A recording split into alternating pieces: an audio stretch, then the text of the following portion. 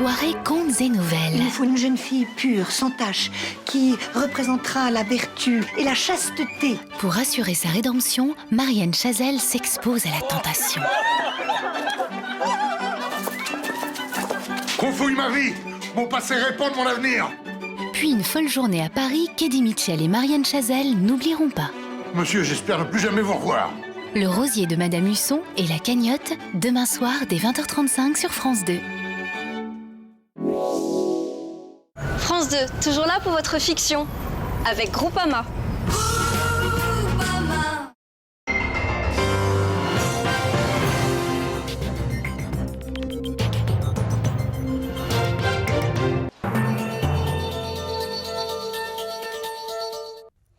Un gouvernement empêtré dans des contrats déséquilibrés.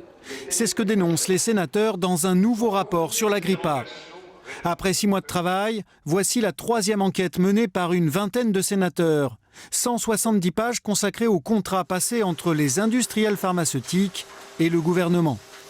Les sénateurs de la majorité et de l'opposition dénoncent des contrats déséquilibrés, des clauses à la légalité douteuse.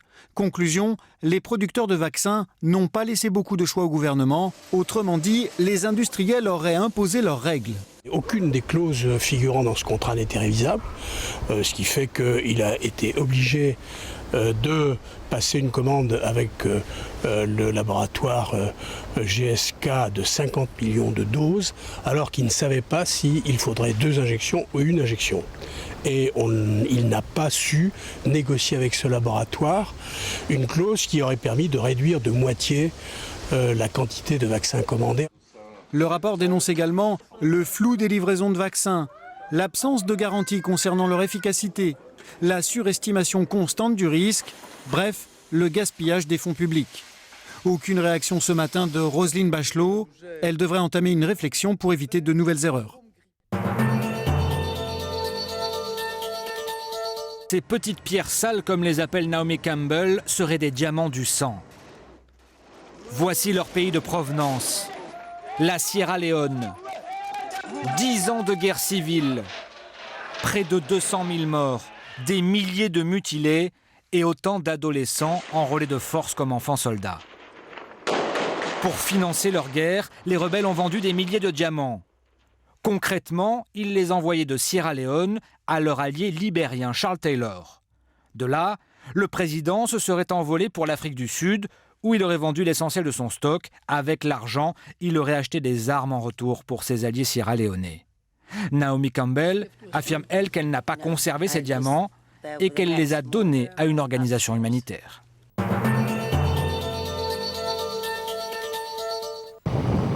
Les hélicoptères de l'armée américaine font la navette. Ils ont déjà récupéré des centaines de sinistrés de la vallée du Swat, dans le nord-ouest.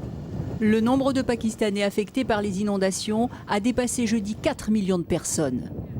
Désormais, le Pendjab dans le centre et les provinces du sud du pays sont également touchés par les pluies torrentielles. Les habitants fuient les villages inondés à la recherche de refuges. L'objectif des autorités est d'évacuer au moins 500 000 personnes dans le sud. Cette femme du Pendjab s'estime heureuse. On a été secourus de justesse. Tout ce qui nous appartenait est parti. On n'a plus rien. On a juste sauvé nos vies. Dans ce village, les militaires aidés des civils renforcent les barrages. La colère des réfugiés de Pabi. Ils ont trouvé refuge le long de la voie ferrée, dans des tentes improvisées. Pour eux, le train de vie du président Zardari à l'étranger est indécent. Tout ce que je peux dire sur la visite de Zardari à l'étranger, c'est qu'en de pareilles circonstances, il aurait dû être au pays pour réconforter le peuple, voir ce dont on a besoin. Les terres agricoles sont dévastées. Les autorités craignent désormais une crise